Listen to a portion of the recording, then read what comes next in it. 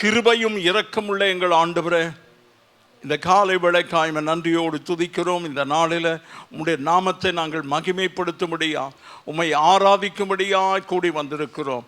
பரிசுத்த அலங்காரத்தோடு கூட உம்மை தொழுது கொள்ள கர்த்தர் உதவி செய்வீராக. வந்திருக்கிற ஒவ்வொருவரும் கர்த்தர் ஆசீர்வதியும். வந்து கொண்டிருக்கிறவர்கள் துரிதமாய் கர்த்தர் கொண்டு வரோம். ஆராதனையுடைய துவக்கம் முதல் முடிவு பரியந்தம் தேவனுடைய மகிமை, இசக்கினா மகிமை இந்த ஆலய கட்டடத்தை மூடற்றும். ஆண்டவரே, உம்முடைய பிரசன்னத்தின் ஆலயங்களை மகிழச் செய்வீராக. ஒரு விடுதலை உண்டாக கர்த்தர் கிருபை செய்யும் கர்த்தாவே.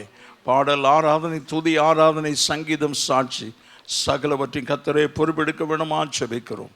உம்முடைய நாமம் ஒன்றை மகிமைப்படற்று இயேசுவின் நாமத்தில் பிதாவே, ஆமென். தொடர்ந்து பாடல் ஆராதனை, துதி ஆராதனை பாஸ்டர் ஐசக் நடத்தும். நீங்கள் இந்த ரீசெண்டாக இந்தியன் கிரிக்கெட் டீம் வின் பண்ணிவிட்டு இந்தியாவுக்கு வந்தப்போ அவங்களுடைய அந்த இதெல்லாம் பார்த்தீங்க, வரவேற்பு பார்த்தீங்க. Okay, how was they welcomed? அப்படின்னா it's like a victorious team returning. ஒரு வெற்றி சிறந்த ஒரு அணி திரும்பி வருது. அதுக்கு அவ்வளோ ஒரு வீரம், அவ்வளோ ஒரு உற்சாகம், அவ்வளோ ஒரு சந்தோஷம் இல்லைங்களா? நீங்களும் நானும் ஆண்டவராகி இயேசு கிறிஸ்து சிலுவையில் வெற்றி சிறந்திருக்கிறார். பாவத்தின் மேலே வெற்றி சிறந்திருக்கிறார், சாபத்தின் மேலே வெற்றி சிறந்திருக்கிறார், பிசாசின் கிரியைகள் மேலே வெற்றி சிறந்திருக்கிறார். உங்களுடைய வாழ்க்கையில் ஒருவேளை தோல்விகள் இருந்தால் அதுலேயும் வெற்றி சிறக்க ஆண்டவர் கிருபை தருவார். ஆண்டுடைய நாமத்துக்கு ஸ்தோத்திரம்.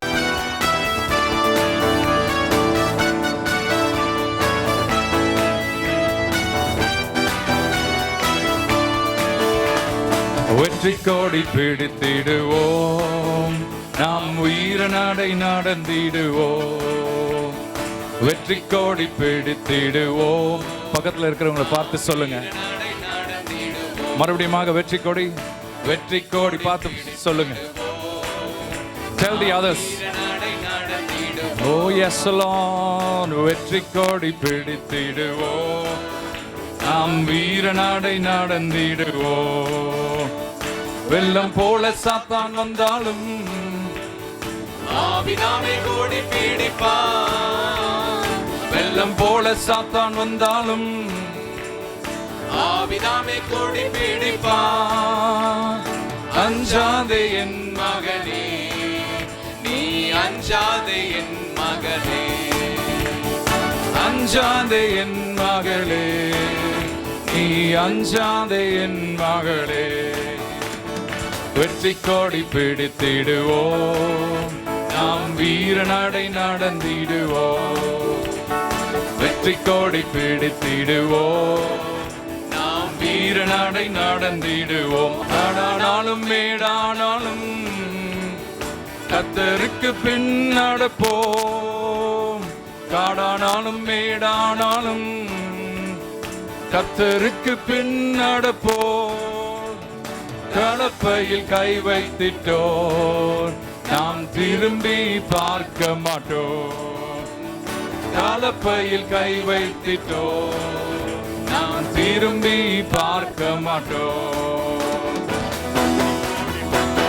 வெற்றி கோடி பிடித்திடுவோம், நாம் வீர நடை நடந்திடுவோம். வெற்றி கோடி பிடித்திடுவோம். கமான் சேர்ந்து பாடுவோம். எத்தனை பேர் உங்களுடைய வாழ்க்கையில் கோலியாத்தை போல இருக்கிற சூழ்நிலைமையில் இருக்கிறது? Right now you're going through a difficult situation where it seems like a big problem. கோலியாத்தை போல ஒரு பெரிய பிரச்சனை இருக்குது பாஸ்டர் அப்படின்னு சொல்றீங்க. எத்தனை பேர் இருக்கீங்க? சின்ன தாவீது, அதாவது ஒரு வாலிபனாக இருந்த தாவீது, போர் சேவர்களாக இருந்த அவருடைய அண்ணன்மாரும் கூட அந்த கோலியாத்தை போய் சந்திக்க முடியல. ஏன் அப்படின்னு சொன்னால், கோலியாத்துடைய அவனுடைய stature, they looked at his structure, அவன் வைத்திருக்கிற ஆயுதங்களை பார்த்து இவனை போய் யார் நம்ம சந்திக்க முடியுமா, இது ஒரு பெரிய பிரச்சனை அப்படின்னு சொல்லி பயந்து நடுங்கிட்டு இருந்தாங்க. Literally they were trembling. But தாவீது பார்த்தது கோலியாத்தை இல்லை. யாரை பார்த்தாரு? அவர் ஆராதிக்கிற கர்த்தரை பார்த்ததுனால தான் நான் இந்த பெலிஸ்தீனை நான் போய் சந்திக்கிறேன் அப்படின்னு சொன்னார். அப்படி நீங்கள் இன்றைக்கு காலையில், இந்த கால வேளையில் ஆண்டவரை பார்க்கணும். ஓகே, கோலியாத்தை முறியடிப்போம் இந்த நாளில் இயேசுவின் நாமத்தினால். கோலியாத்தை முறியடிப்போம் இயேசுவின் நாமத்தினால். விசுவாச கேடயத்தால் நாம் பிசாசை வென்று விடுவோம். விசுவாச கேடயத்தால் நாம் பிசாசை பிசாசை வென்றிடுவோம். சிங்ககேபியில் நான் விழுந்தேன், அவர் என்னோடு அமர்ந்திருந்தார். இயேசு நம்மோடு இருக்கிறார். சித்தரிக்கும் அக்கினியில் நடந்தேன், துளி துளியாய் என்னை நனைத்தான். once again, சிங்ககேபியில் நான் விழுந்தேன், அவர் என்னோடு அமர்ந்திருந்தார். சுட்டெரிக்கும் அக்கினியில் நடந்தேன், பனி துளியாய் என்னை நனைத்தான். சிங்ககேபியோ சூளை நெருப்போ, அவர் என்னை காத்திடுவார். சிங்ககேபியோ சூளை நெருப்போ, அவர் என்னை காத்திடுவார். இயேசுவே அவரே என்னை காப்பவர், அவரே என்னை காண்பவர், அவரே என்னை காப்பவர், அவரே என்னை காண்பவர். சிங்ககேபியோ சூளை நெருப்போ, அவர் என்னை காத்திடுவார். சிங்ககேபியோ சூளை நெருப்போ, அவர் என்னை காத்திடுவார். எதிரிகள் என்னை சுற்றி வந்தாலும் சேனைகள் கொண்டு காப்பாரே. எதிரிகள் என்னை சுற்றி வந்தாலும் தூதர் சேனைகள் என்னை கொண்டு காப்பாரே. ஆவியினால் யுத்தம் வெல்வேனே, சாத்தானை சமுத்திரம் விழுங்குமே. ஆவியினால் யுத்தம் வெல்வேனே, சாத்தானை சமுத்திரம் விழுங்குமே. அவரே என்னை காப்பவர், இயேசுவே என்னை காண்பவர், அவரே என்னை காப்பவர், அவரே என்னை காண்பவர். சிங்ககேபியோ சூளை நெருப்போ, அவர் என்னை காத்திடுவார். Oh yes Lord, we believe. சிங்ககேபியோ, oh yes Lord, அவர் என்னை காத்திடுவார். ஹalleluya. நல்ல கரங்களை தட்டி விசுவாசத்தோடு ராஜ்யத்தின் பிள்ளைகளாக இருக்கிற நாம், எந்த விதமான எதிரி நமக்கு விரோதமாக வந்தால், whatever enemy you are facing right now, I believe Jesus is able to fight my battles. I believe, நான் விசுவாசிக்கிறேன் இயேசு எனக்காக யுத்தம் பண்ணுவார். நான் விசுவாசிக்கிறேன் இயேசு எனக்கு சுகத்தை தருவார். நான் விசுவாசிக்கிறேன் இயேசு எனக்கு விடுதலை தருவார் என்ற ஒரு விசுவாசத்தோடு இந்த காணுவேல் நாம் அவரை ஆராதிப்போம். அவர் நல்லவர், அவர் வல்லவர், அவர் சர்வ வல்லமையுள்ள தேவன்.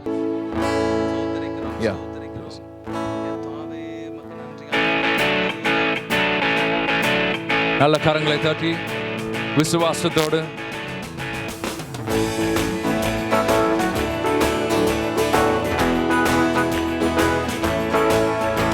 அவர் தோள்களின் மேலே சார்ந்து நிற்பதால் கவலை ஒன்றும் எனக்கு இல்லையே.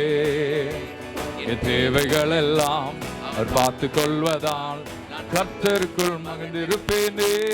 சேர்ந்து பாடுவோம். அவர் வார்த்தையின் மேலே இருப்பதால் கவலை ஒன்றும் எனக்கு இல்லையே. என் தேவைகள் எல்லாம் இயேசு பார்த்து கொள்வதால் கர்த்தருக்குள் மகிழ்ந்திருப்பேனே. யெகோவா ஈரே எந்த தேவன், தேவைகள் யாவும் சந்திப்பீரே. யெகோவா ராப்பா எந்த தேவன், என்னாலும் சுகம் தருவீரே. யெகோவா ஈரே எந்த தேவன், தேவைகள் யாவும் சந்திப்பீரே.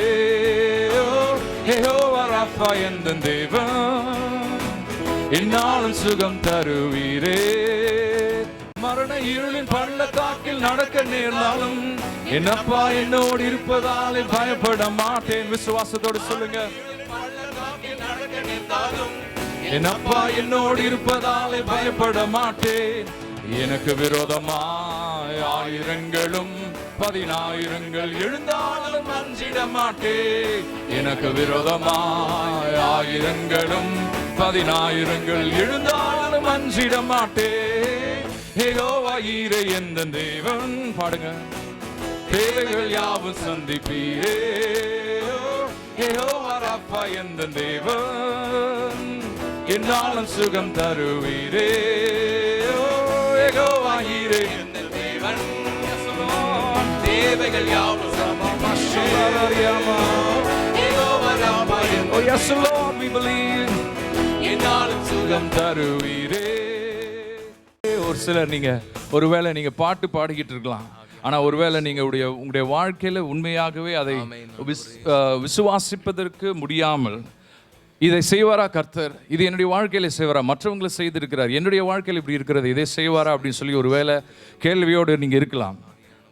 அதற்கு ஒரே பதில் ஆண்டவருடைய வார்த்தை தான். இயேசு கிறிஸ்துவே பிசாசை முறியடித்தது ஆண்டவருடைய வார்த்தையினால தான். பிசாசு சோதனைகளை கொண்டு வந்த பொழுது அதற்காக தான் நாம் ஆண்டவருடைய வசனங்களை மனப்பாடம் பண்ண வேண்டும். ஆண்டவருடைய வசனம் நாம் அறிந்திருக்க வேண்டும். ஒரு பிரச்சனை, ஒரு சூழ்நிலையின் மூலமாய் அதன் வழியாய் கடந்து போகும் பொழுது அந்த வசனத்தை கொண்டு தான் அந்த பிசாசனுடைய சந்தேகங்கள், அவனுடைய பயம், அவன் கொண்டு வருது பயம், ஒருவேளை மரண பயமோ அல்லது எதிர்காலத்தை குறித்த பயமோ அல்லது பண கஷ்டத்து நிமித்தமாக பயமோ, அவருடைய வார்த்தையின் மேலே சார்ந்துக்கிட்டீங்க அப்படின்னு சொன்னால் நாம் விசுவாசத்தோடு எனக்கு ஒன்றும் பயமே இல்லை, என் இயேசு எல்லாவற்றையும் பார்த்துக்கொள்ள, என்னுடைய தேவைகளை இயேசு சந்திப்பார், எனக்கு சுகத்தை ஆண்டவர் தருவார், என்னுடைய பிரச்சனைகளை ஆண்டவர் மாற்றுவார் என்று சொல்லி நாம் விசுவாசத்தோடு சொல்ல முடியும். ஹல்லேலூயா. எல்ரோஹி, எல்ரோஹி, என்னை கண்ட தெய்வமே, என்னை கண்ட தெய்வமே. பாடுங்க. எல்ரோஹி, எல்ரோஹி,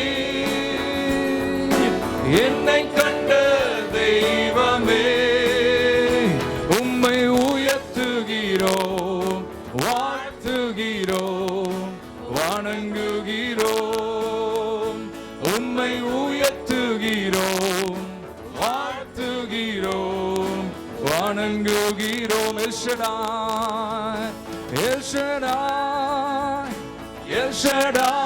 விசுவாசத்தோடு அவர் சர்வ வல்லமையுள்ள தேவன். ஓ, அவரால் கூடாத காரியம் ஒன்றுமில்லை. எல் ஷடாய், எஸ் லார்ட், சர்வ வல்ல தேவனே, உம்மை உயர்த்துகிறோம், வாழ்த்துகிறோம், வணங்குகிறோம். இயேசுவே, உம்மை உயர்த்துகிறோம், உம்மை வாழ்த்துகிறோம், வணங்குகிறோம், வணங்குகிறோம். ஹல்லேலூயா. ஆண்டவரே, எங்களை நேசிக்கிற நல்ல பிதாவே, இந்த காலை வேளையில் உம்முடைய சமூகத்தில் நாங்கள் வந்து நாங்கள் பாடி துதிப்பதற்கு கிருபை தந்திருக்கிறீரே, உம்முடைய சமூகத்துக்குள்ள வருவதற்கு எங்களுக்கு கிருபை தந்திருக்கிறீரே. இது உம்முடைய சுத்த கிருபை ஆண்டவரே. உம்முடைய ரத்தத்தினால் எங்களை மீட்டெடுத்தது நிமித்தமாக, எங்களுடைய சாப கட்டுகளும் ஆண்டவருடைய பாவ கட்டுகளிலிருந்து எங்களை விடுதலை ஆக்கினது நிமித்தமாக உம்முடைய சமூகத்தில் நாங்கள் வந்து நின்று ஆராதிக்க நீர் கிருபை தந்திருக்கிறீர். எல்லா துதியும் கனம் மகிமும் உமக்குரியது ஆண்டவரே. இயேசுவின் நாமத்தில் ஜெபிக்கிறோம் பிதாவே. ஆமென், ஆமென். நெகேமியாவின் புஸ்தகம் 8வது அதிகாரம் 1-5 வசனங்களை கொஞ்சம் சத்தமாக எல்லாரும் எடுத்துக்கிட்டு. நெகேமியாவின் புஸ்தகம் 8வது அதிகாரம் 1-5.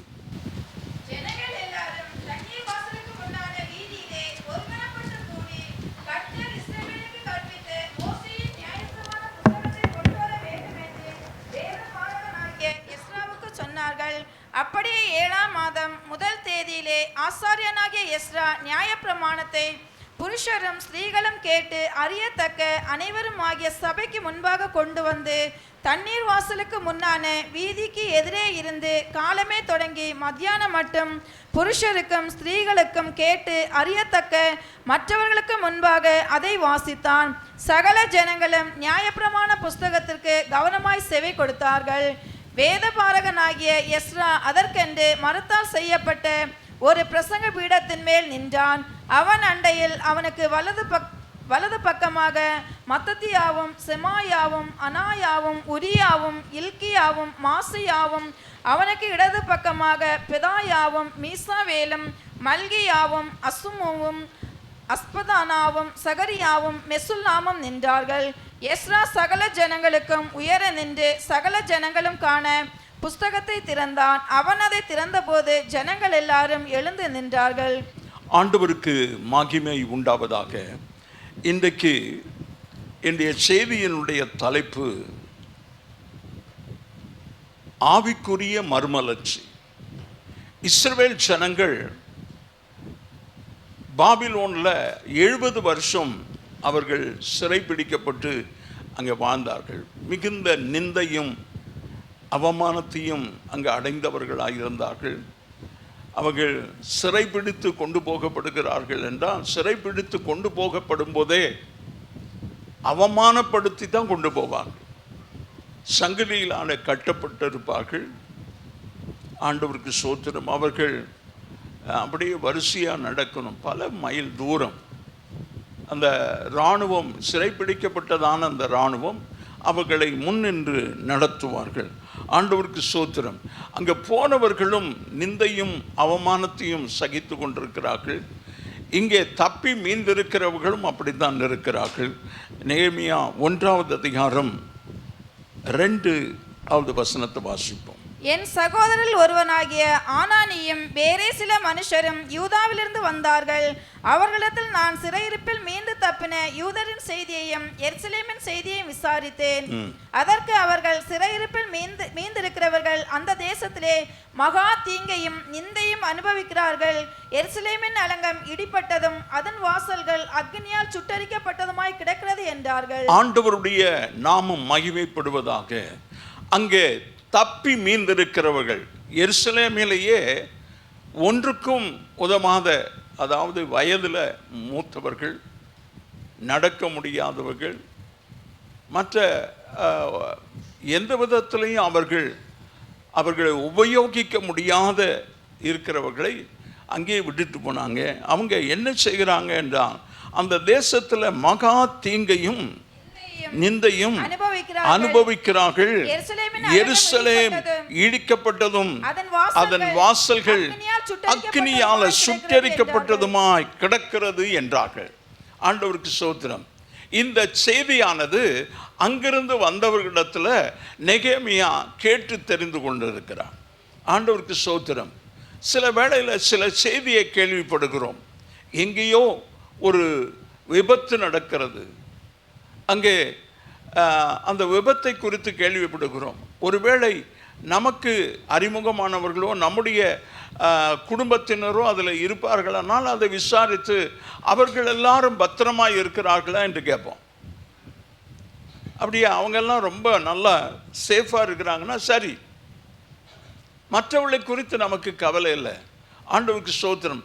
அப்படி நெகேமியா இல்லை. அங்கே தப்பி மீந்திருக்கிறவர்களில் நெகேமியாவுக்கு சொந்தக்காரர் யாருமே இல்லை. அவங்க சிறைப்பிடித்து கொண்டு போகப்பட்டார்கள்.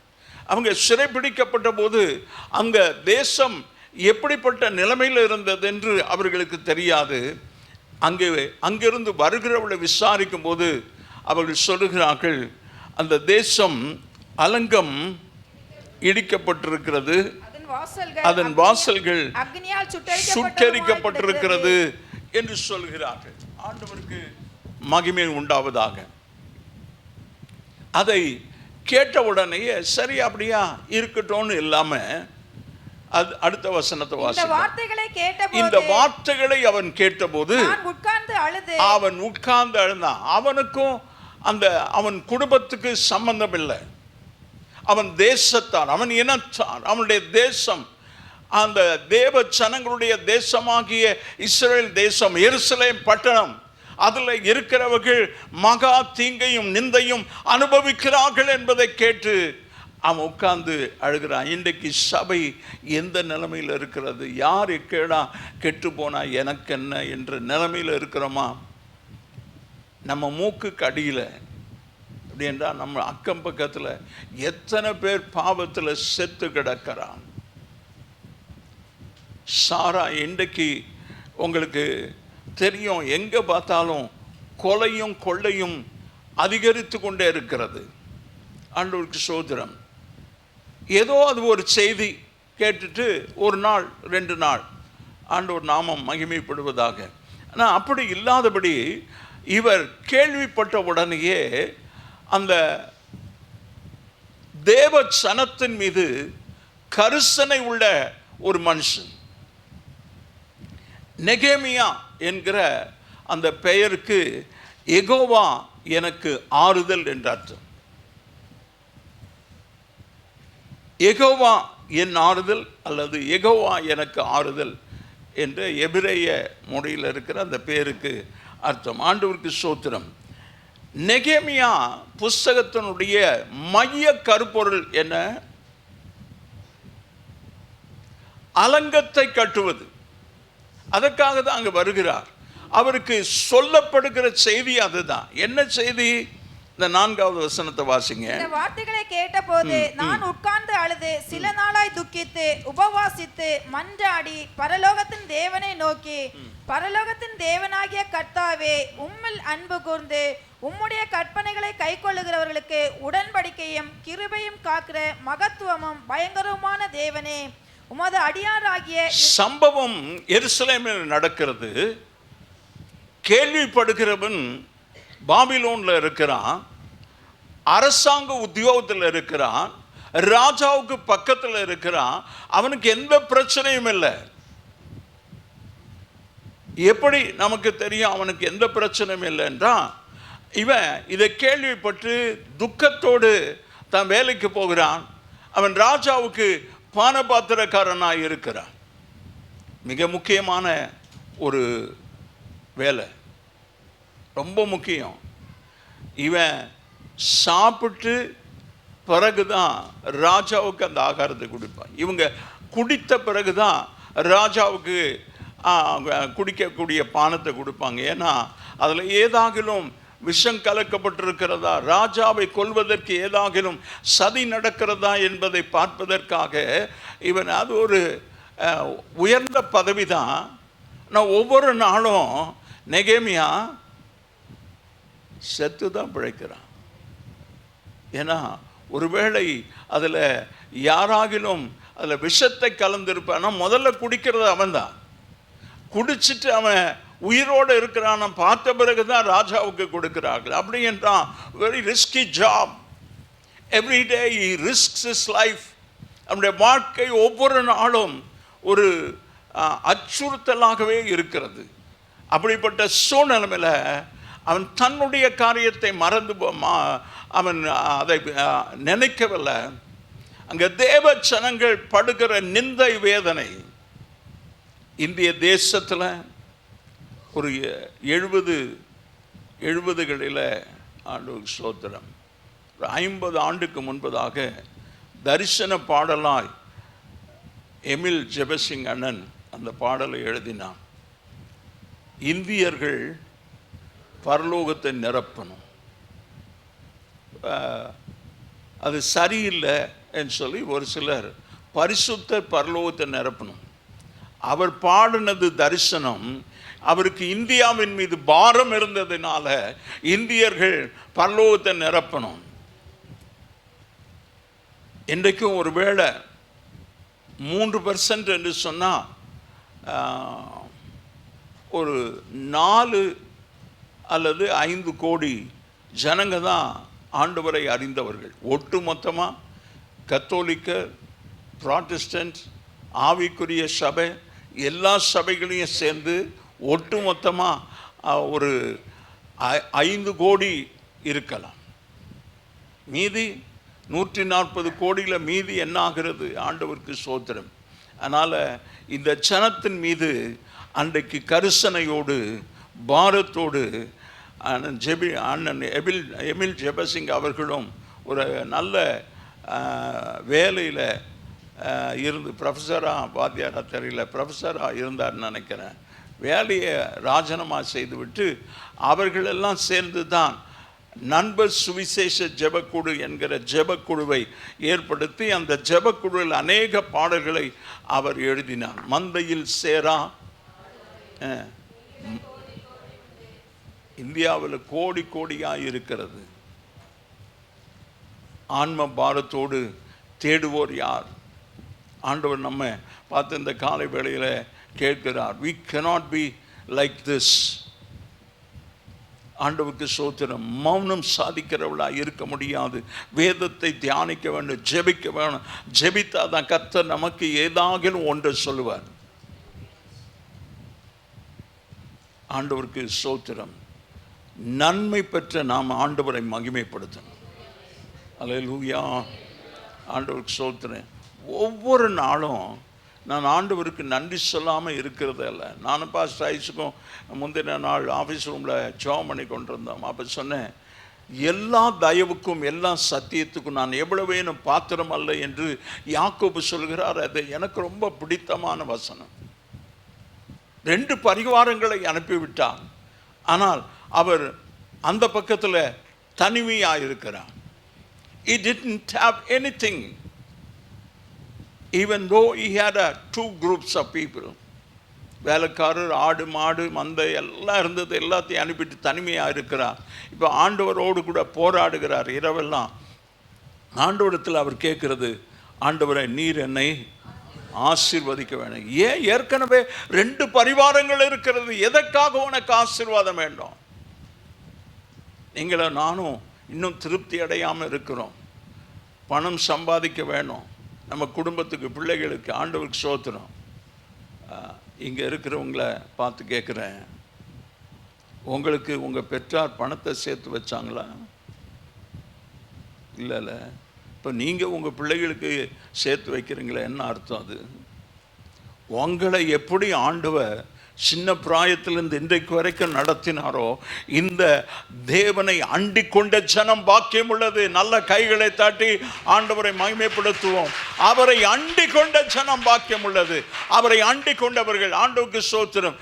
தேவனுக்கு பயப்படுகிற மனுஷன் இவ்விதமாய் ஆசீர்வதிக்கப்படுவான். அளவே சொல்லலை. கரங்களை உயர்த்துவது அல்லேலூயா. God did not limit anything. எதையும் அவர் இவ்வளவுதான் சொல்லல. இவ்விதமா எவ்விதம் தெரியல. இன்றைக்கு நீங்களும் நானும் இருக்கிறோமே, அதான் அந்த அளவு. ஆமென். I don't think you are grateful. ஆண்டவருக்கு நாம நன்றியா இருக்கிறோமா தெரியல. ஆண்டவர் ஸ்தோத்திரம். நான் உட்காரும்போது எழுந்துக்கும் போது, ஆண்டவரே நான் இதுக்கு பாத்திரவான் அல்ல, நான் உடுத்துற கூட, நான் பயன்படுத்துகிற வாகனம், நான் இருக்கிற வீடு, இதெல்லாம் எனக்கு தகுதியற்றது. ஆனால் ஒவ்வொரு நாளும் ஆண்டவரே இப்படி ஒரு மேன்மையான நிலைமையில் கர்த்தர் வைத்திருக்கிறே என்று சொல்லி ஆண்டவருக்கு நன்றி சொல்லி கொண்டே இருக்கிறேன்.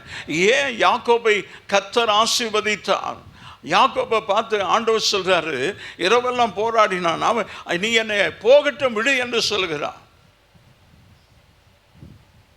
அவன் சொல்றான், நீர் என்னை ஆசீர்வதித்தால் ஒழிய உம்மை போக விட மாட்டேன்.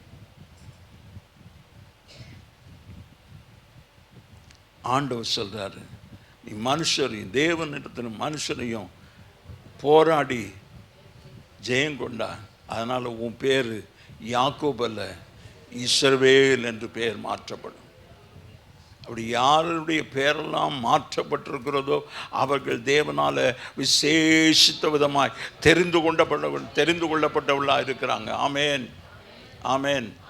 ஆண்டவருக்கு மகிமை உண்டாவதாக. இந்த நெகேமியா பாரமுள்ளவனாய் இருந்தான். ஆண்டவருக்கு மகிமை உண்டாவதாக. நெகேமியா ஜெபிக்கிற ஒரு மனுஷன். ஆமேன் சொல்ல மாட்டீங்களா?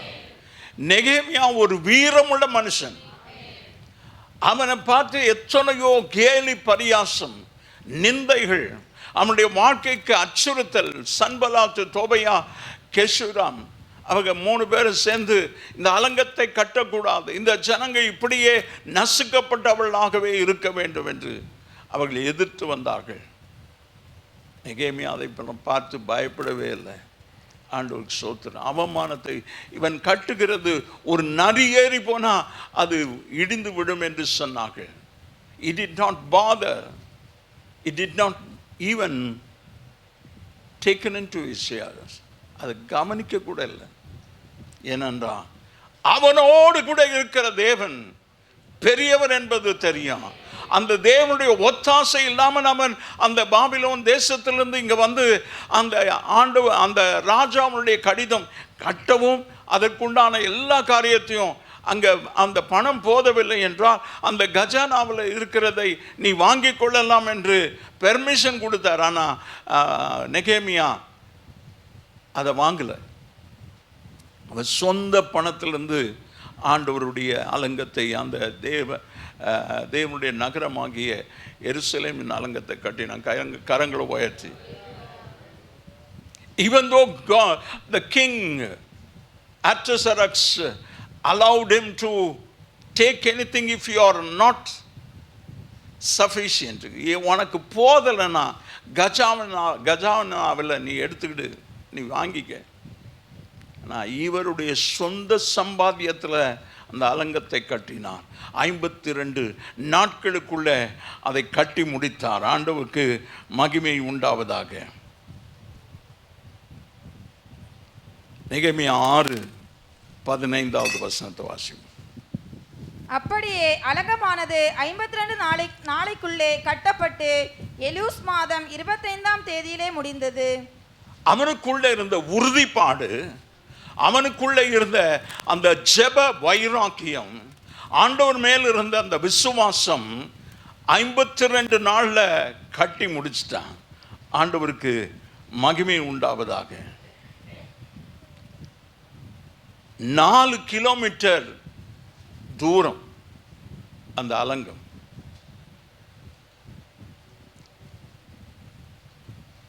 நாற்பது அடி உயரம், 9 முழம் அகலம். இவ்வளவு பெரிய அலங்கத்தை 4 kilometres 40 feet height and 9 feet width.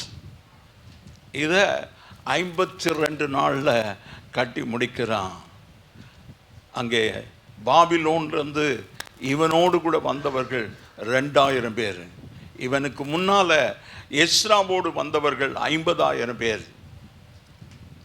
எஸ்ராவோடு வந்தவர்கள் தேவாலயத்தை கட்டினார்கள். நெகேமியா அலங்கத்தை கட்டுகிறான். ஆண்டவருக்கு மகிமை உண்டாவதாக. நான் ஏற்கனவே சொன்னேன், நெகேமியா ஒரு ஜெப வீரன். 11 தடவை அவர் ஜெபித்திருக்கிறான் என்று இந்த நெகேமியா புஸ்தகத்தில் நாம் பார்க்கிறோம். எல்லாமே ரொம்ப தீவிரமான ஜெபம். அவன் ஜெபம் பண்ணினதை ஆண்டவர் அப்படியே அவனுக்கு தந்தார். அவன் ஜெபம் கேட்கப்பட்டது. குறிச்சுக்கிடுங்க, படிக்க நேரம் இல்லை. நெகேமியா 1:4 அதிலிருந்து 11 வரைக்கும், நெகேமியா 2:4, நெகேமியா 4 9, நெகேமியா 5:19, 6,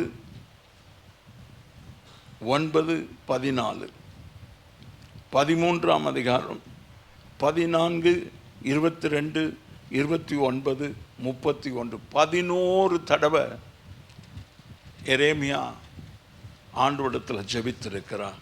அதில் மிக முக்கியமான ஜெபம் 1:4, 2:4 கொஞ்சம் வாசிங்க. 2:4. அப்பொழுது ராஜா என்னை பார்த்து, நீ கேட்கிற காரியம் என்ன என்றார். அப்பொழுது நான் பரலோகத்தின் தேவனை நோக்கி ஜெபம் பண்ணி. ஆமென். ஆண்டவருக்கு ஸ்தோத்திரம்.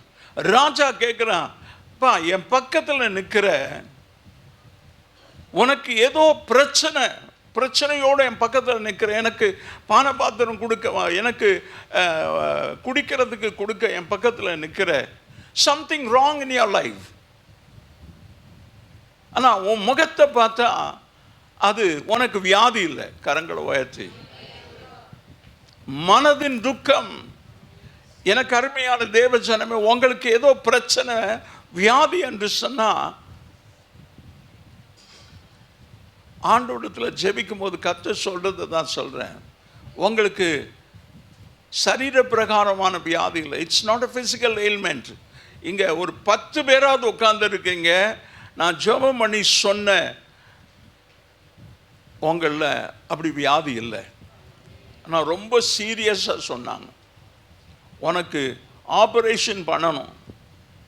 அப்படி ஒரு 10 பேர், ஒன்றும் இல்லை.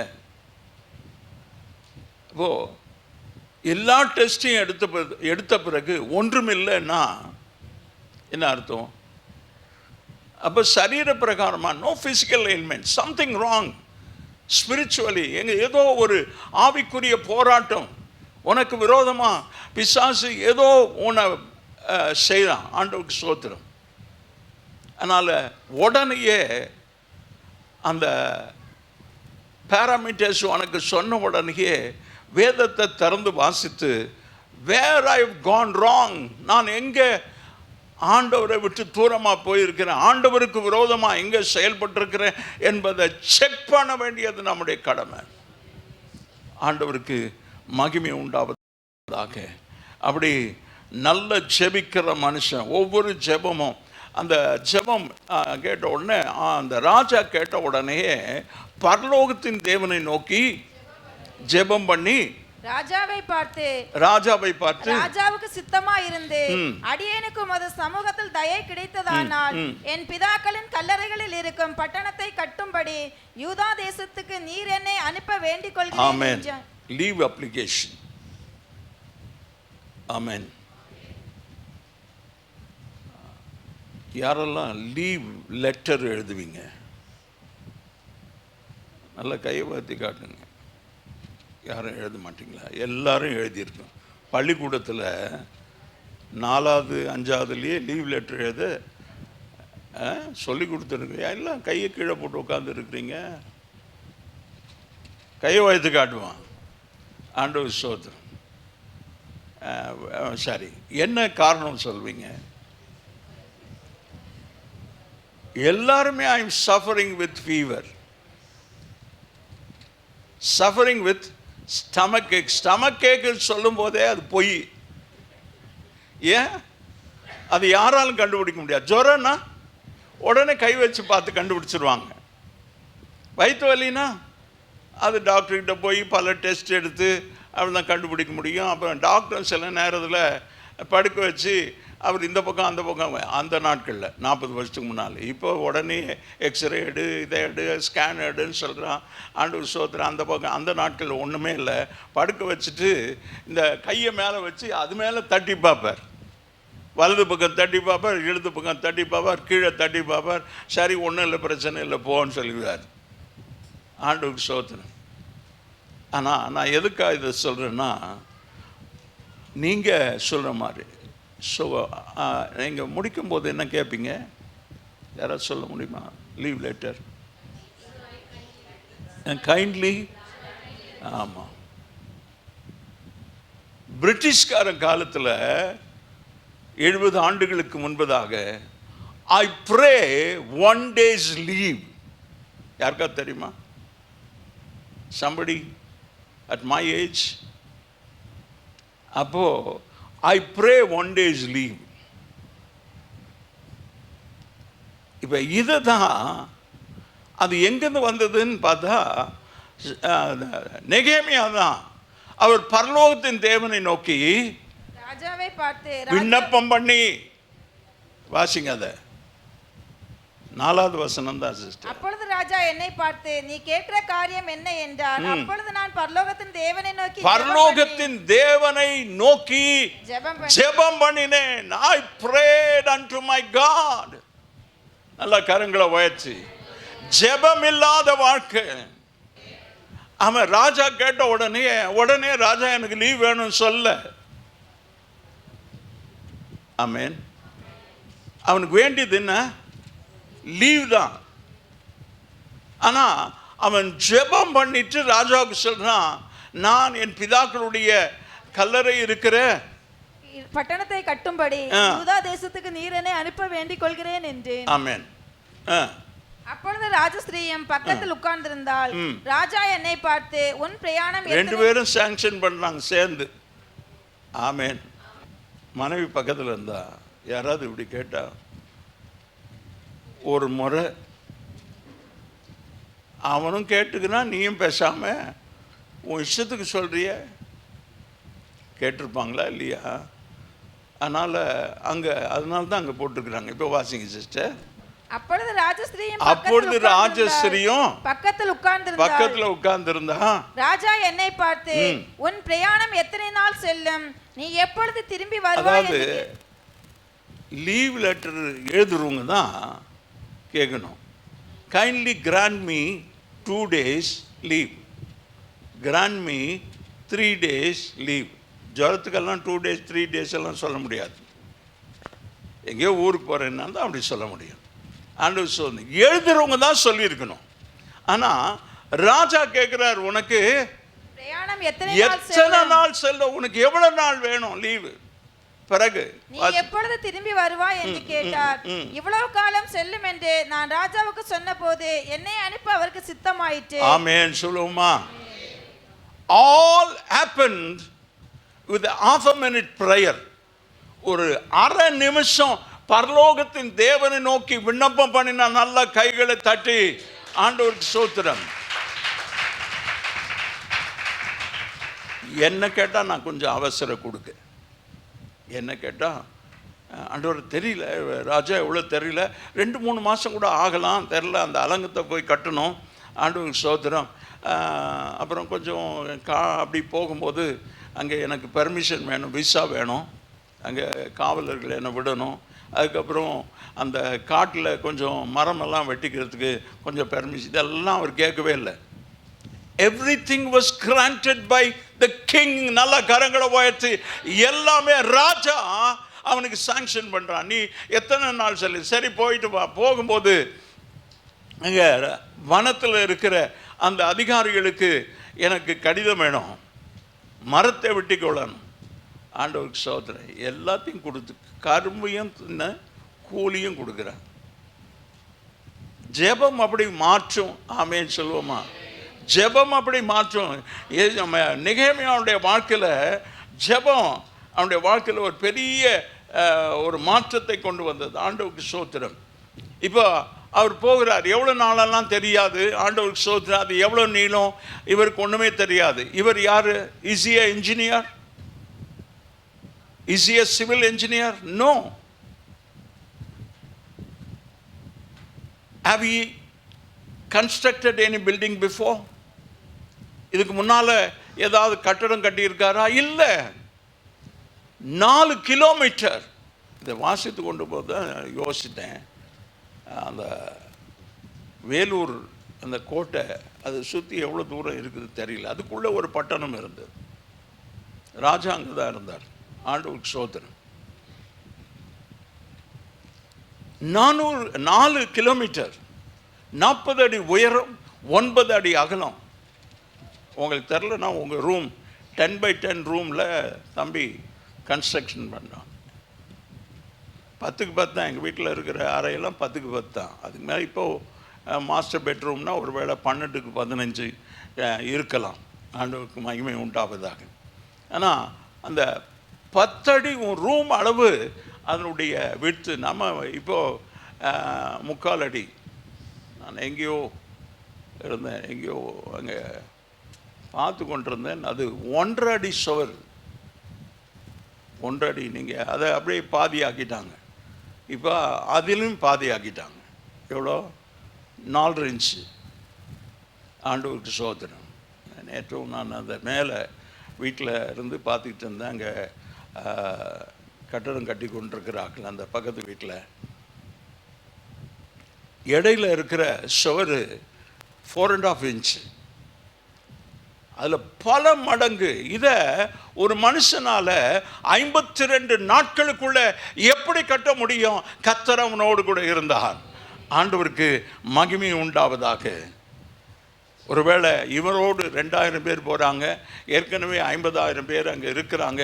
இவங்க எல்லாரும் சேர்ந்து கட்டடம் கட்டுகிறாங்க. இதுக்கிடையில் சன்பலாத்து தொபியா எழும்பி நீ கட்டடம் கட்டக்கூடாது என்று சொல்கிறார்கள். பிறகு அவர் தொடர்ந்து கொண்டே இருக்கிறார். நீ என்னிடத்தில் வந்து பேச வேண்டும் என்று சொல்கிறார்கள். அவர் நான் உன்னோடு கூட பேசுகிறதுனால கர்த்தருடைய வேலை மெனக்கெட்டு போவோம். ஆண்டவருக்கு மகிமை உண்டாவதாக. போல அவனை கொல்லணும்னு திட்டம் போட்டு தான் நீ தனியாவா பேசணும்னா. ஏன்னா இவன் எவ்வளவு சொல்லியும் இவன் தொடர்ந்து கட்டடத்தை கட்டி கொண்டிருக்கிறானே. அவங்க அனுப்பி பார்க்கும்போது அங்கே எங்கேயும் இடைவெளியே இல்லையா, எல்லாவற்றையும் நன்றாக நேர்த்தியாக கட்டி முடித்திருக்கிறார்கள். அதனால்தான் நீ வா. they wanted to finish him off. அவன் எப்படி ஆகலும் அவனை கொண்டு போட வேண்டும். ஆண்டவருக்கு மகிமை உண்டாவதாக. அவர் போகலை. அதை தான் சொன்னேன். எத்தனை சவால் இருந்தாலும் அவர் தளர்ந்து போலையா. ஏன்னா he believes in God whom he worships. யாரை ஆராதிக்கிறானோ அந்த தேவன் பெரியவர். அந்த தேவன் இவனுக்கு துணை நிற்கிறார். இன்றைக்கு அருமையான தேவ ஜனமே, உங்களுக்கு எனக்கும் நாம் ஆராதிக்கிற தேவன் நமக்கு துணை நிற்கிறார். எத்தனை ஆயிரம் பேர், எத்தனை கோடி பேர், எத்தனை தேசங்கள் நமக்கு விரோதமாக வரட்டும், யுத்தம் கர்த்தருடையது. மிகப்பெரிய ராஜா யோசபாத் சொல்றார், இவ்வளவு திரளான ஜனங்க வராங்க, என்னால் அவங்களை எதிர்க்க முடியாது, ஆயினும் என் கண்கள் உமையை நோக்கி கொண்டது. That is what the Bible teachers. நமக்கு கற்றுத்தருகிறது, வேதம் நமக்கு கற்றுத்தருகிறது. அந்த தேவனை நோக்கி நம்முடைய கண்கள். 121வது சங்கீதம். ஆமாம், எனக்கு ஒத்தாசை, அங்கேதான் ஒத்தாசை வரணும், பக்கத்து ஸ்தானத்துக்கே போகாதீங்க. ஆமேன், எல்லாம் ஆமேன் சொல்ல முடியும். ஆனால் வேதம் சொல்லுகிறது, ஒருவன் ஒரு கட்டடத்தை கட்டுவானானா அதுக்கு உண்டான செலவை முன்னால் உட்காந்து கணக்கு பார்க்கணும். அவன் தான் புத்திசாலி. ஆண்டவருக்கு சோதனம். இப்போ அந்த அலங்கத்தை கட்டுவதற்கான எல்லா தேவையை அங்கே ஆண்டவர் சந்திக்கிறார். இப்போ இந்த சன்பலாத்து தொபையா இவங்க சொன்னாங்கன்னா, இவங்க எதிர்த்து வந்தால் அதை குறித்து பயப்படல. ஆண்டவர் சோதனம். ஒரு ஆமைன்னு சொல்லியிருக்கோம். எரேமியா 32:25. எரேமியா 32:25. கர்த்தராகிய ஆண்டவரே, நகரம் கல்தேயரின் கையிலே கொடுக்கப்படுகிறதா? பட்டணம் கல்தேயருடைய கையில் இருக்கிறது.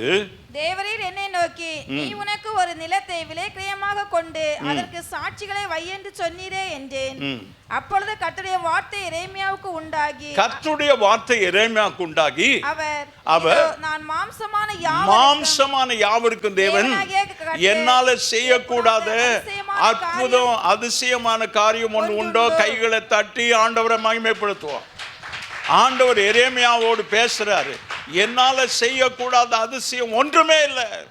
உன் வாழ்க்கையில கர்த்தர் அற்புதத்தை செய்வார். இன்றைக்கு செய்வார், இப்போது செய்வார். நீ விசுவாசித்தா ஆண்டவரை நோக்கி, எனக்கு ஒத்தாசை ஒரு பர்வதங்களுக்கு நேராக என் கண்களை ஏறெடுக்கிறேன் என்று சொல்வீங்களானா ஆண்டவருக்கு சோதனம். நெகேமியா 2:1-20 நாம் பார்க்கும்போது, அவன் நெகேமியா எருசலேமின் அழிவை பார்வையிடுகிறான். அலங்கத்தை போய் எல்லாத்தையும் அப்படி சுற்றி போய் பார்த்துட்டு வர்றார். அவர் சொல்கிறாரு, நான் ஏறி இருந்த மிருகத்தை தவிர நான் அதை சுற்றி பார்த்தது ஒருத்தருக்கும் தெரியாது. ஆமேன், ஆமேன். Because he did not find anybody with one accord, one mind. அந்த ஒரு மனம் உள்ள அந்த ஒரே ஆவி உடையவர்கள் யாரையும் பார்க்கல. அதனால் முதல்ல அவர் தனியாக போயிட்டு ராத்திரில் அந்த அலங்கத்தை சுற்றி பார்த்துட்டு வர்றாரு. ஜெபநடை அங்கே தான் ஜெபநடைய ஆரம்பித்தது. ஆமேன், ஆண்டவருக்கு மகிமை உண்டாவதாக. நெகேமியாவின் புஸ்தகம் நம்மை தேவனுக்கும் அவருடைய வார்த்தைக்கும் அர்ப்பணிக்க வேண்டும் என்பதை குறிப்பிடுகிறது. மற்றும் ஆவிக்குரிய மறுமலர்ச்சி நாம் அடைய வேண்டும் என்பதை இந்த 8ஆம் அதிகாரத்தில் நாம் பார்க்குறோம். ஆமேன், ஆண்டவருக்கு சோதனம். இப்போ 8ஆம் அதிகாரத்துக்கு நாம் போயிடுவோம். ஜனங்கள் எல்லாரும் தண்ணீர் வாசலுக்கு முன்பதாக வீதியில் ஒருமனப்பட்டு கூடி. ஆமேன், நோட் இட் டவுன். அந்த வசனத்தில் குறித்து வச்சுக்கிடுங்க. ஒருமனப்பட்டு கூடினார்கள். அல்லேலூயா. அங்கே தான் ஏதோ ஒன்று நடக்கும். இந்த சபையில் ஒரு மனம் இருந்தால் இந்த தேசத்தை அசைக்கலாம். ஆண்டவர் எனக்கு அன்றைக்கு சொன்னது, ஏலிம் சபையில் எழுப்புது நக்கினி பற்றி அது தேசம் எங்கும் பற்றி பிடிக்கும், உலகத்துக்கும் போகும். ஆமேன். இன்றைக்கு அந்த ஒரு ஆவிக்குரிய மறுமலர்ச்சி அந்த தேசத்தில் உண்டாகும் என்றால் ஒரு எஸ்ராவும் ஒரு நெகேமியாவையும் கர்த்தர் எழுப்பினார். வாசிப்போம். அவர்கள் ஒருமனப்பட்டு கூடி கர்த்தர் இஸ்ரவேலுக்கு கற்பித்த மோசேயின் நியாயப்பிரமாண புஸ்தகத்தை கொண்டு வர வேண்டும் என்று வேதபாரகனாகிய எஸ்ராவுக்கு சொன்னார்கள். ஆமேன் சொல்லுவோம். 2வது வசனம். அப்படியே 7ஆம் மாதம் முதல் தேதியில ஆசாரியனாகிய எஸ்ரா நியாயப்பிரமாணத்தை புருஷரும் ஸ்திரீகளும் கேட்டு அறியத்தக்க அனைவரும் ஆகிய சபைக்கு முன்பாக கொண்டு வந்து. எப்போ இது தெரியுமா? 6:15 கொஞ்சம் வாசிருங்க. அப்படியே அலங்கமானது 52 நாளைக்குள்ளே கட்டப்பட்டு இப்போ அவர் வந்த நோக்கம், the builder of the wall, அந்த அலங்கத்தை கட்டுகிற வேலை, அதான் அவருடைய அழைப்பு. கட்டி முடிச்சிட்டாங்க. இப்போ ஜனங்களுடைய வாழ்க்கையை, ஆவிக்குரிய வாழ்க்கையை கட்டி எழுப்ப கரங்களை உயர்த்தி சொல்லுவோம், ஆண்டவர் சோதரன். இப்போ ஜனங்க இவர்களை பார்த்தாங்க. ஜனங்க அவர்களிடத்தில் சொல்லுகிறாங்க, அந்த வேத பிரமாண நியாயப்பிரமாண புஸ்தகத்தை கொண்டு வர வேண்டும் என்று வேதப்பாரகனாகிய எஸ்ராவுக்கு சொன்னார்கள். அப்படியே 7ஆம் மாதம் 1 தேதியில் ஆசாரியனாகிய எஸ்ரா நியாயப்பிரமாண புஸ்தகத்தை புருஷரும் ஸ்திரீகளும் கேட்க அனைவரும் ஆகிய சபைக்கு முன்பாக கொண்டு வந்து தண்ணீர் வாசலுக்கு முன்பாக வீதிக்கு எதிரில் காலமே தொடங்கி மத்தியானம் மட்டும். ஆமென், ஆமென், ஆமென். இந்த ஜனங்க கேட்டாங்க, வேதப்பாரகனை கேட்டு அந்த நியாயப்பிரமாண புஸ்தகத்தை கொண்டு வா. அங்கே கொண்டு வந்தாங்க. தண்ணீர் வாசலுக்கு முன்னான வீதியில் எதிரில் இருந்து காலமே தொடங்கி மதியானம் மட்டும் புருஷருக்கும் ஸ்திரீகளுக்கும் கேட்டு அறியத்தக்க மற்றவர்களுக்கு முன்பாக அதை வாசித்தான். சகல ஜனங்களும் நியாயப்பிரமாண புஸ்தகத்திற்கு கவனமாய் செவி கொடுத்தார்கள். கரங்களை உயர்த்தி ஆண்டவருடைய வார்த்தைக்கு கவனமா செவி கொடுக்கணும். கர்த்தருடைய வார்த்தைக்கும் அர்ப்பணிக்க வேண்டிய ஒரு நிலைமையில் அந்த ஜனங்களை ஆவிக்குரிய ஒரு வாழ்க்கையில் மறுமலர்ச்சி உண்டாகும்படியா எஸ்ராவும் நெகேமியாவும் அந்த ஜனங்களை கொண்டு போறாங்க. 4வது வசனம், வேதபாரகனாகிய அதற்கென்று மரத்தால் செய்யப்பட்ட ஒரு பிரசங்க பீடத்தின் மேல் நின்றான். அவன் அண்டையில் அவனுக்கு வலது பக்கமாக மத்தத்தியாவும் செமாயாவும் அனாயாவும் உரியாவும் இல்கியாவும் மாசையாவும், அவனுக்கு இடது பக்கமாக பெதாயாவும் மீசாவேலும் மல்கியாவும். இவ்வளவு பேர் ஒருத்தர் வாசிக்கிறாங்க. ஆமென் சொல்லுவோமா? 9வது வசனம், ஜனங்கள் எல்லாரும் வார்த்தைகளை கேட்டபோது அழுதபடியால் திரிஷாதா எனப்பட்ட நெகேமியாவும் வேத பாரகனாகிய எஸ்ரா என்னும் ஆசாரியனும் ஜனங்களுக்கு விளக்கி காட்டின லேவியரும் சகல ஜனங்களையும் நோக்கி, இந்த நாள் உங்கள் தேவனாகிய கர்த்தருக்கு பரிசுத்தமான நாள், நீங்கள் துக்கப்படவும் அழவும் வேண்டாம் என்றார்கள். அப்படியே எழும்பி நிற்போமா? எல்லாரும் எழும்பி நிற்போம். வலது கரத்தை உயர்த்தி அந்த வேத புஸ்தகத்தை, நியாயப்பிரமாண புஸ்தகத்தை வாசித்து அதற்கு அர்த்தம் சொல்லி வாசித்ததை அவர்களுக்கு விளங்க பண்ணின போது ஜனங்கள் எல்லாரும் அழுதார்கள். அந்த வார்த்தை அவனு ஜனங்களை தொட்டது. ஆண்டவரே, அந்த ஜனங்களுக்குள்ளே ஒரு மறுமலர்ச்சி. அந்த பல நாட்களாய் அவர்கள் செய்ய மறந்ததை அவர்கள் செய்ய ஆரம்பித்தார்கள் என்று ஆண்டவருக்கு ஸ்தோத்திரம். 17வது வசனத்தில் சொல்லப்படுது, இந்த பிரகாரமாக சிறையிருப்பிலிருந்து திரும்பி வந்தவர்களின் சபையார் எல்லாரும் கூடாரங்களை போட்டு கூடாரங்களில் குடியிருந்தார்கள். இப்படியே நூனின் குமாரனாகிய யோசுவாவின் நாட்கள், அந்த நாட்கள் மற்றும் இஸ்ரவேல் புத்திரர் செய்யாதிருந்து இப்பொழுது செய்தபடியா மிகுந்த சந்தோஷம் உண்டாயிற்று. கரங்களை தட்டி the people asked the scribe to come and read the book of law. நியாயப்பிரமாண புஸ்தகத்தை வாசிக்க சொன்னார்கள். அதை விவரித்து சொன்னபோது அவர்கள் எல்லாரும் அழுதார்கள். ஆண்டவருக்கு ஸ்தோத்திரம். ஒரு ஜாமம் முழுவதும் வாசித்தார்களாம். பிறகு அடுத்த ஜாமத்தில் வாசித்தார்கள். ஒரு ஜாமம் 4 மணி நேரமோ 4 மணி நேரம் 3 மணி நேரம், ஒரு 3 மணி நேரம் வாசித்தார்கள். பிறகு சாப்பிட்டு வந்தாங்க, ஒரு 3 மணி நேரம் வாசித்தார்கள். ஆண்டவருக்கு ஸ்தோத்திரம். அப்படி அந்த 20வது வசனம், முதல் நாள் தொடங்கி கடைசி நாள் மற்றும் தினம் தினம் தேவனுடைய நியாயப்பிரமாண புஸ்தகம் வாசிக்கப்பட்டது. 7 நாள் பண்டிகையை ஆசரித்தார்கள். 8ஆம் நாளிலோவெனில் முறைமையின்படியே விசேஷித்த ஆசரிப்பு நாளாயிருந்தது. ஆண்டவரே, எங்கள் மத்தியில் இன்றைக்கு ஒரு ஆவிக்குரிய மறுமலர்ச்சி உண்டாக. ஜீசஸ் லகாரபா ஷந்தாரபா எல்லாரும் கரங்களை உயர்த்தி ஆண்டவரே ஸ்தோத்திரம். ஆண்டவரே இதுவரைக்கும் செய்யாதிருந்ததை அந்த நியாயப்பிரமாண புஸ்தகத்தை சொல்லி ஆண்டவரே நீங்க போய் ஒரு கூடாரத்தை போட்டு அந்த கூடாரத்தில் குடியிருக்கணும்னு சொல்லும்போது ஆண்டவரே ஸ்தோத்திரம், அவர்கள் குடியிருக்கும்படி கூடாரங்களை போடும்படிக்கு நீங்கள் மலைகளுக்கு புறப்பட்டு ஒலிவ கிளைகளையும் காட்டு மரங்களையும் மிருது செடிகளின் கிளைகளையும் பேரிச்சம் மட்டைகளையும் அடர்ந்த மரக்கிளைகளையும் கொண்டு வாருங்கள் என்று தங்களுடைய சகல பட்டணங்களும் எருசலேமில் கூறி பிரசித்தப்படுத்தினார். அந்தபடியே ஜனங்கள் வெளியே போய் அவர்களை கொண்டு வந்து அவரவர் தங்கள் வீடுகள் மேல் தங்கள் ஆலய பிரகாரங்கள் மேலும் தண்ணீர் வாசல் வீதியிலும் எப்ராஹிம் வாசல் வீதியிலும் தங்களுக்கு கூடாரங்களை போட்டார்கள்.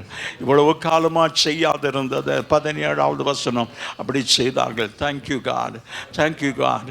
நன்றி ஆண்டவர். எல்லாரும் கரங்களை உயர்த்தி ஆண்டவர் எங்களுடைய வாழ்க்கையில் ஒரு ஆவிக்குரிய மறுமலர்ச்சி. இவ்வளவு காலம் ஒரு மெத்தன போக்கு இருந்திருக்கலாம். இயேசுவே இன்றைக்கு எங்களோடு நீ பேசு. என்னுடைய ஆவிக்குரிய வாழ்க்கையில் ஒரு மறுமலர்ச்சி வேண்டும் ஆண்டவரே. இவ்வளவு நாள் ஆண்டவரே சத்தத்துக்கு நான் கீழ்ப்படியாத இருந்தேன். இப்போது ஆண்டவரே அந்த நியாயப்பிரமாண புஸ்தகம் வாசிக்கப்படும் போது ஆமென் ஜீசஸ் நல்ல கரங்களை உயர்த்தி ஆண்டவரே எங்களோடு நீ பேசும் ஆண்டவரே, எங்களோடு பேசும் ஆண்டவரே. அலங்கத்தை மாத்திரம் கட்டிவிட்டு அவர் போய்விடவில்லை, அவருடைய ஆவிக்குரிய ஜீவியத்தையும் கட்டி எழுப்பினா இன்றைக்கு எங்களுடைய ஆவிக்குரிய ஜீவியம் கட்டி எழுப்பப்படட்டும். ஆவிக்குரிய ஜீவியை கட்டி எழுப்பப்படட்டும் ஆண்டவரே. நீர் எங்களோடு பேசின இந்த வார்த்தைகளுக்காக ஸ்தோத்திரம் ஆண்டவரே. நெகேமியா ஒரு வீரனாக இருந்தான், பயப்படலை ஆண்டவரே. எந்த சவால்களையும் குறித்து பயப்படலை, எந்த அச்சுறுத்தலை குறித்து அவன் பயப்படலை. அவனுடைய வேலை தொடர்ந்தது ஆண்டவரே. அந்த வேலை தொடர்ந்து யாருக்கும் ஆண்டவரே பயப்படாதபடி தொடர்ந்து செய்ததுனால 52 நாட்களிலே அதை கட்டி முடித்தான் ஆண்டவரே. ஒரு மனிதன் அநேக ஜனங்களுடைய ஒத்தாசை கொண்டு அவன் செய்து முடித்தான். இன்றைக்கு நாங்களும் தேவ ராஜ்யத்தை கட்ட, சபையை கட்ட, ஊழியத்தை கட்ட எங்க ஊழியக்காரரோடு நிற்க கர்த்தர் எங்களுக்கு உதவி செய்யும் ஆண்டவரே. லகாபா ராபா ஷாந்தாரா ரிகாபா ராபா. ஹalleluya, hallelujah. Oh, let the touch of God, தேவ ஆவியானவர் எங்களை தொடும்படியா, எங்களை தொடும்படியா எங்களோடு பேசும் ஆண்டவரே. இந்த நியாயப்பிரமாண வசனங்கள் எங்களோடு கூட கேட்டுக்கொண்டிருக்கிறதுக்கா ஸ்தோத்திரம் ஆண்டவரே. இந்த வசனங்களை கேட்ட அந்த ஜனங்கள் அழுதார்கள் ஆண்டவருக்கு ஸ்தோத்திரம். ஆனால் ஆண்டவரே அவர்களுக்கு சொல்லப்படுகிறது, பின்னும் அவன் அவர்களை நோக்கி நீங்கள் போய் கொடுமையானதை புசித்து மதுரமானதை குடித்து ஒன்றுமில்லாதவர்களுக்கு பங்குகளை அனுப்புங்கள். இந்த நாள் நம்முடைய ஆண்டவருக்கு பரிசுத்தமான நாள். விசாரப்பட வேண்டாம். கர்த்தருக்குள் மகிழ்ச்சியா இருப்பதே உங்களுடைய பலன். கைகளை தட்டி கர்த்தருக்குள் மகிழ்ச்சியா இருப்பதே உங்கள் பலன். ஆண்டவரே இந்த மகிழ்ச்சியை ஆண்டவரே அவர்கள் அழுத போது நீங்க விசாரப்பட வேண்டாம். கர்த்தருக்குள் மகிழ்ச்சியா இருப்பது எங்களுடைய பலனாய் இருக்கிறது. இந்த நாள் தொடங்கி எங்களுடைய ஆவிக்குரிய வாழ்க்கை கட்டி எழுப்பப்படட்டும். உங்களுடைய கரத்தில் எங்களை தாழ்த்தி ஒப்பு கொடுக்கிறோம். இயேசுவின் நாமத்தில் பிதாவே. என் ஆத்துமாவே என் முழு உள்ளமே என்னுடைய பரிசுத்த நாமத்தை சோத்திரி. என் ஆத்துமாவே கர்த்தரை சோத்திரி, செய்த சகல உபகாரங்களை மறவாதே. ஆமேன். நம்முடைய கர்த்தராகிய இயேசு கிறிஸ்துவினுடைய கிருபை, பிதாவாகிய தேவனுடைய அன்பு, பரிசுத்த ஆவியானுடைய ஐக்கியம், சமாதானம் வழி நடத்தணும் நம் அனைவரோடு, நம்முடைய குடும்பங்களோடு என்றும் என்று கர்த்தருடைய வருகை மட்டும் நிலைத்திருப்பதாக.